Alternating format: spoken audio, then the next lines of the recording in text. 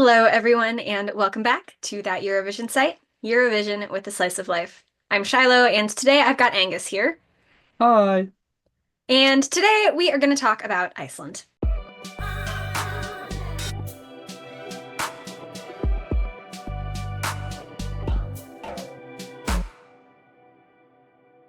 So, Iceland's national final, Söngvakeppnin, has concluded, and they've selected Vibe with Roa to represent them at Eurovision 2025 in Basel.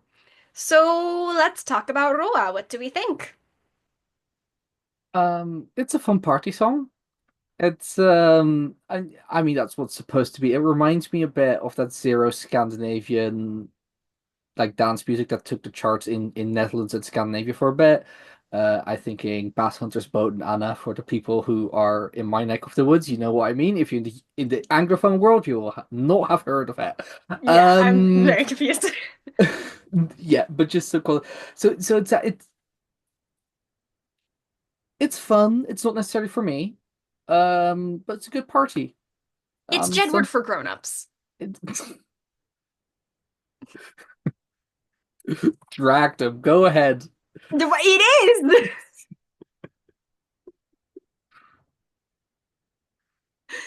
And this is not a bad thing necessarily, right? And so first of all, I love that it's in Icelandic. That's great.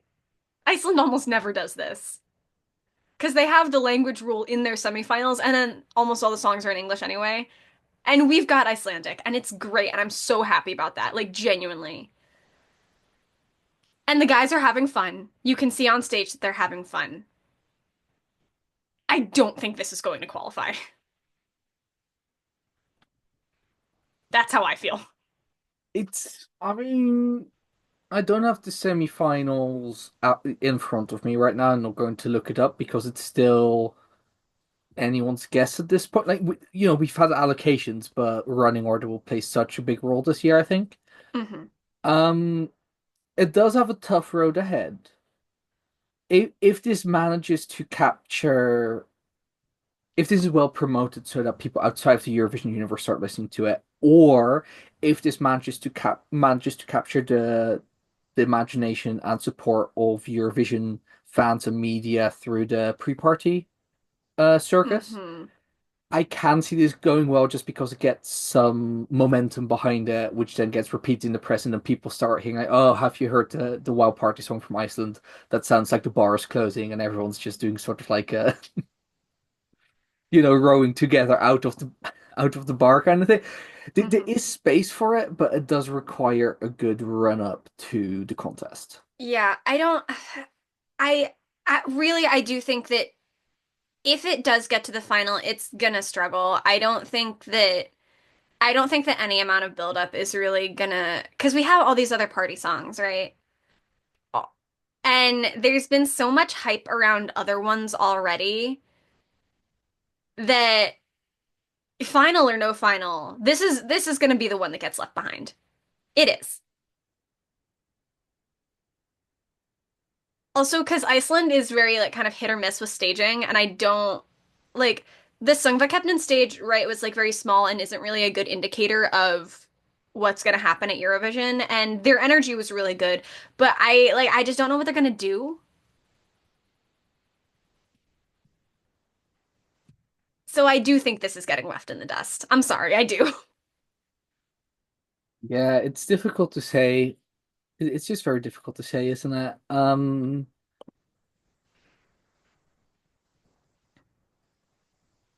Because I mean they're not that experienced, vibe.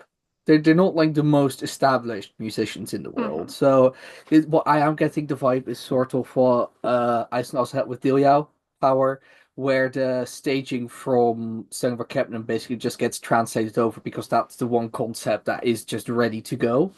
Hmm. Um, and that wasn't a success. I don't think that was the right staging for Eurovision. I don't think you can just put this on a Eurovision The stage because then, Eurovision stage is gonna be too big. yeah, they're two lovely guys. They're very energetic and they can definitely draw the camera to them, but they will drown on stage unless you fit either the graphics to it or are very deliberate with your camera work. I do Yeah. not trust Iceland with the second part, so we are I depending on don't the trust first any part. country with the second part. Personally, I think that Eurovision stages just need to start getting smaller. But that's Yes. another video. Um,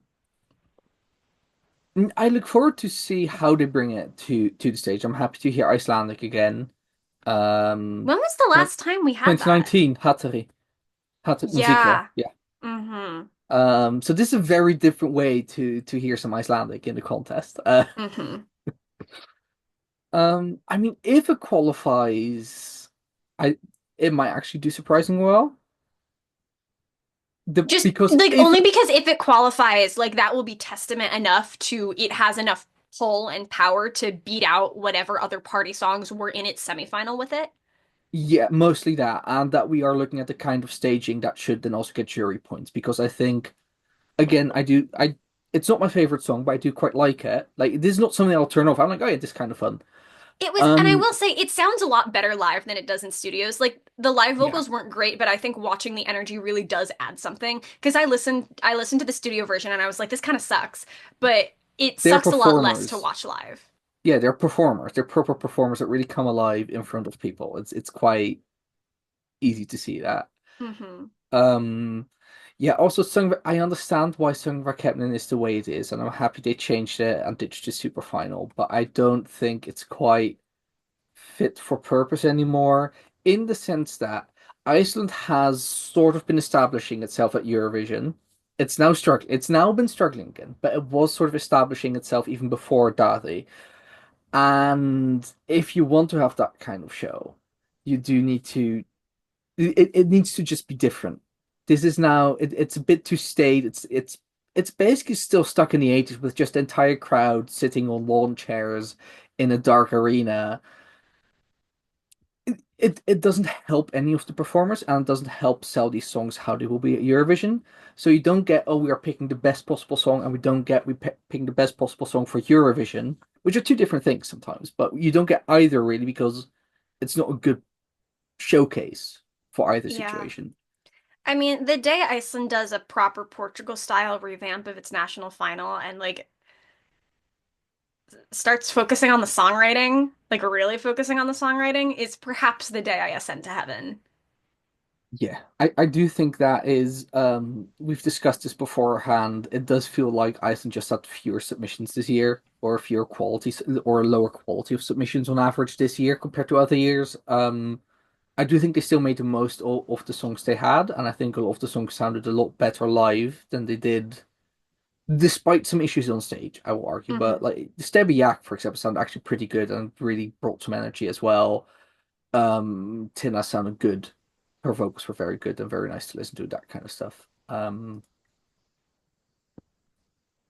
So there are good things about Söngvakeppnin, but I do think if Iceland really wants to be a big name in Eurovision, which it does feel like, it needs something a bit special, and not Yeah, just they're this. not, it's not that they don't try. There's a difference between them and the countries that aren't trying. They're just really confused. I think that's fair to say. Yeah, So that's what we think about Iceland. Thanks for watching. If you enjoyed this video, like, subscribe, comment. We've got other videos like this coming your way.